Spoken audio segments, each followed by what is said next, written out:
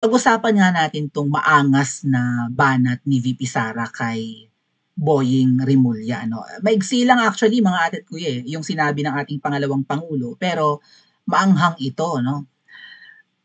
Nagpapakita na palaban ng ating Vice President and, kung itong rally nga po ni Congressman Kiko Barzaga bukas ng gabi ay magsa-succeed, right?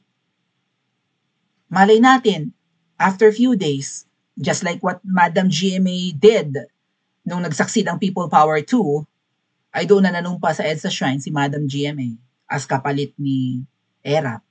Tama?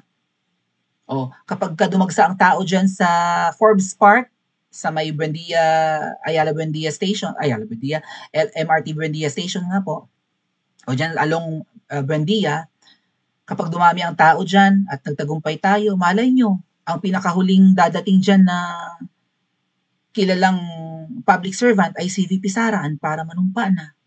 Let's pray for it mga tat kuya. Why not, right? Kasi sa nakikita natin, deserve ni VP Sara ang mamuno kesa kay Ngiwi na mambubudol. Kaya nga napapayag si VP Sara na tumakbo as his running mate. Dahil nangako siyang itutuloy ang nasimulan ng tatay ni VP Inday. And of course, para rin masubaybayan ni VP Sara yung mga infra na nasimulan ni Tatay Digong and yung iba pa niyang mga projects, nakipag-tandem siya kay Ngiwi. Ay, poki ng ina. Nambudol. Sabi nga ni Congresswoman Rowena Guanzon, maybe we can vlog about it later. May aning daw talaga si Ngiwi. Kasi tingnan mo kung gaano ka-narcissist ang isang yan. Pinagbibintangan pa ni Ngiwi na nilinlang ni VP Sara ang adik na ito. Siya daw ang nalinlang ni VP Sara. Ay, statement niya yun matagal na, like last year. Ay, nalinlang yata ako. Okay nang ina mo, ikaw ang nilinlang, nahayop ka. Kaya dapat kang masipa, tapos ngayon ang in-appoint mo, hindi naman qualified na maging ombudsman. Umalag si VP Sara kay Boying Rimulya. Let's listen to the Vice President, mga kababayan. Maigsi pero maanghang ang banat and nagpapakita na hindi takot ang ating Vice President kung ano man ang kalkal at 'di ba masamang balak bukod pa sa pagkakalkal ni Boying Rimulya laban sa Vice President na galing na mismo sa bibig ni Mangga ay balak daw nilang ipakulong si VP Sara. Kaya inappoint si Rimulya na kantodo deny na hindi naman niya gagamitin as weapon ng anis. He will not weaponize ombudsman, the office of the ombudsman. He will not use it for political kinemilatik. Tapos ang unang ngak-ngak niya, nung in-announce na siya yung inappoint, ay, sisilipin natin ang salin ni Sara Duterte at ang kanyang confidential funds issue. Oh, ito ang comment ng ating Vice President. Huwag na niya silipin. Huwag na niya silipin, no? Ilagay na niya sa harap niya at pag-aralan na niya ng maayos kung ano man yung gusto niyang gawin. Ipagpasa Diyos na lang natin siya at kanyang mga gagawin bilang ombudsman. Pabor ka ba na talaga siyang ombudsman sa kanyang pwesto ngayon? Kung ako presidente, hindi siya ang i-appoint ko ng ombudsman. So, basahin ko lang yung article, ano? Huwag na niya silipin. Yun ang sabi ni VP Sara. Vice President Sara Duterte reacted to Secretary Remulya's appointment as ombudsman, especially his interest in reviewing her SALN or Statement of Asset Liabilities and Net Worth. Sabi ni VP Sara, huwag na niya silipin. Diyos ko, huwag na niyang silipin. Ilagay na niya sa harap niya at ito yung verbatim mga kababayan, pag-aralan na niya ng maayos kung ano man yung gusto niyang gawin.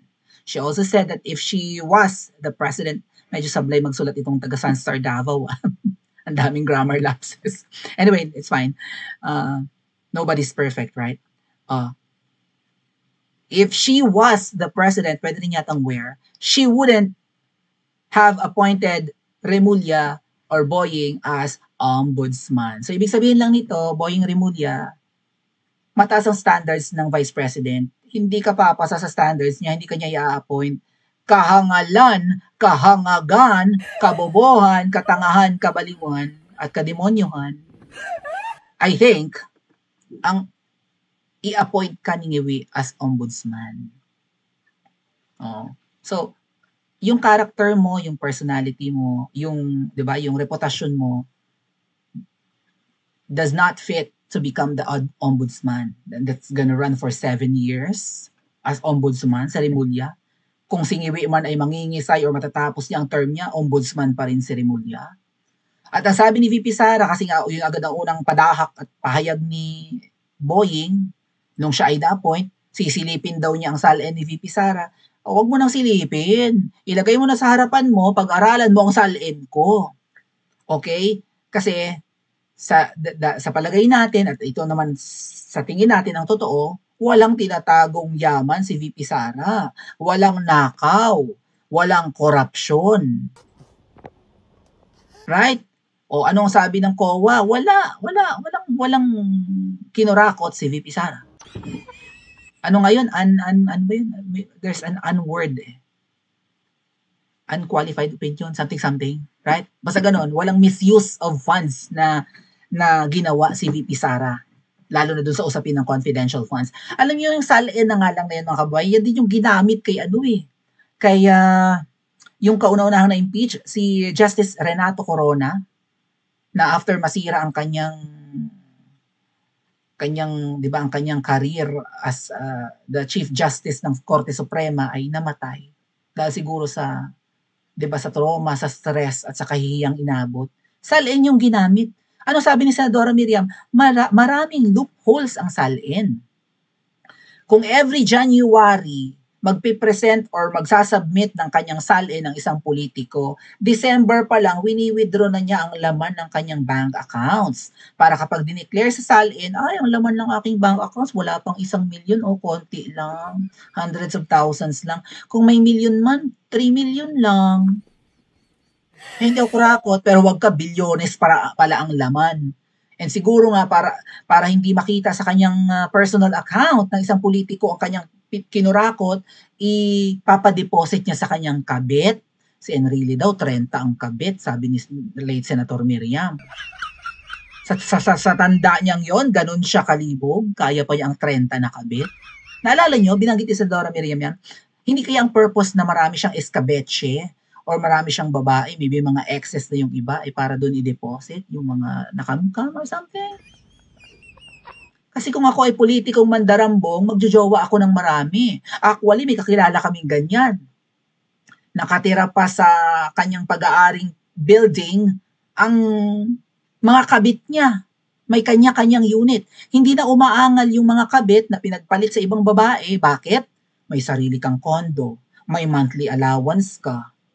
Okay, kung hindi ka naman na ginojog-jog di politiko, gusto mo rin, ba't ako papajog-jog dyan, masyondaers na rin naman, wala, lantutay na rin naman yan. Wala akong pakialam kung hindi na ako ang apple of the eye mo, kung hindi na ako ang pinakabata, pinaka-fresh at pinaka-gusto mong kabit mo, ang importante, ituloy mo ang sustento ko. Right? Baka yun ang purpose. Ngayon, kung hindi sa mga kabit at asawa ipapadeposit, para nga hindi makita sa kanyang i-declare sa SALN, ipapadeposit sa mga anak. Kaya nga may mga nepo babies. Kaya naman sa mga katulong, sa gwardya, magugulat ka, yung mga gwardya, security guards, kung saan, hindi lang sa bahay, right? Sa mga negosyo nila, wag ka, ang lalak. Yung driver nga ni Diliman ay pagpagawa niya ng bahay, right? Frailties of a woman, ganyan-ganyan. Ngayon, may loophole, ibig sabihin may lusot, kahit na magnanakaw ang isang politiko, kaya niyang lusutan ang SALN. So bakit mo pa sisilipin ang SALN ni VP Sara? Kung yung SALN kayang lusutan, plus wala, sa tingin natin, matino. Kaya nga sabi ni VP Sara, they didn't see an enemy like me. Parang ganun yung sinabi ni VP Sara. Wala silang nakita na kaaway nilang katulad ko. Na I got nothing to lose, I got nothing to hide. Wala akong monkey business, wala akong korupsyon, kahit anong gawin nyo, hindi nyo ako kayang ipapagsak o ibagsak. Kaya nyo akong ipagurgor, pero hindi niyo ako kayang siraan na ako ay kurakot. Anong sabi ng iba? Oh, ang 125 million ni VP Sara, unmodified opinion ba yon or whatever, yung sinabi ng COA? Yung 125 million na confidential fund ni VP Sara noong 2022, pinipilit nilang pag-usapan in 2023 hearing, budget hearing, last year's budget 2024, this year's budget 2025, at ang budget, yun pa rin ang tinatanong kay VP Sara. Tamo, hindi pa rin nila binigay yung request na pagkaliit na nga lang na budget ng Office of the Vice President. Nireduce pa rin nila. Wala nang ang confidential funds doon, pero pilit pa rin nilang kinakalkala yung confidential fund mo, ganun. Oh. What about yung confidential funds ni Ngiwi na umaabot ng 4 billion? Hindi million, billion. Hindi billion, billions. Bakit hindi nila kinakalkal? Ayaw nilang tantanan si VP Sara na tinik sa kanilang lalamunan at tinik sa kanilang landas. Ngayon, Boying, hinahamon mo or nagbabanta ka, nakakalkalin mo at sisilipin mo ang salin. Ayan ang sagot ni VP, mo na silipin. Basahin mo na sa harapan mo, buklatin mo, pag-aralan mo, himayin mo ng bungga-bungga, per word per word. O, tingnan natin kung may makakalkal ka. Baka sabihin pa nga ni Boying, ay kaya nang lusutan to. Baka mamaya yung asawa mo yumaman din. Baka mamaya may offshore account. Katulad ng mga pinagsasabi ni Trililin, di ba? May mga joint account no, si VP Sara, si Tatay Digong. Right? May mga joint account daw. Paano mo na ilabas, Trililin, yung mga pinresent po sa PowerPoint ng mga bank accounts ay merong bank secrecy law. So nilabag ng bangko yung batas na yan at naibigay sa'yo? What? Tapos yung ipinipresent mo, PowerPoint, Excel, na kayang gawin ng kahit high school student, baka kaya pang gawin ng elementary pupil. Right? Nasaan yung bank statement na totoo na provided sa'yo? Kaya siguro hindi mailabas ni Trilling, malilintikan yung bangko. Kung meron mang bangko na nag-violate sa ganun, mga kababayan, say for example, meron talagang, syempre may savings account naman si VP Sara. Halimbawa, ang BDO, nilabas nila yung bank statement ni VP Sara and bank certificate para makita kung magkano ang kanyang laman ng bank accounts. Malilintikan yung bangkong yun, right? Kung binigay nila kay Trilling. So, paano nila sisirain ang Vice President na pinayuhan na ni Tatay Digong na ready ka ba? Kapag Vice President ka, lahat tatargeting ka kasi you are one step closer to the presidency. At kapag may masamang nangyari sa presidente, ikaw ang hahalili. Tapos marami pang galit sa ating angkan dahil naunsyami ang kanilang pagnanakaw. Nung ako ang umupo, baka gano'n na pa yung Tatay Digong. So, ang tanong mga kababayan, may makalkal kayang baho si Boying Rimulya against VP Sara? Excited na ba kayo na si VP Sara ang humalili kay Ngiwi? Hopefully soon, if not in 2028. May comment nga po sa comment section at mag-like and subscribe din po kayo.